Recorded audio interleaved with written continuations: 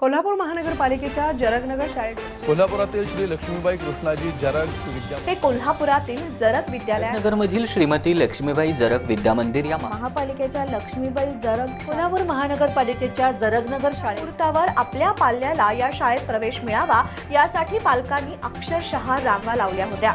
मंगळवारी रात्रीपासूनच अनेक पालक जरगनगर विद्यालयासमोर तळ ठोकून होते।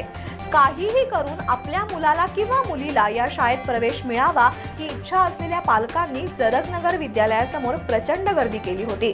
त्यामुळे दरवर्षी पहाटे 3 वाजल्यापासून पालक प्रवेशाकरिता शाळेत रांगा लावतात। मात्र यंदा तर कहरच झाला।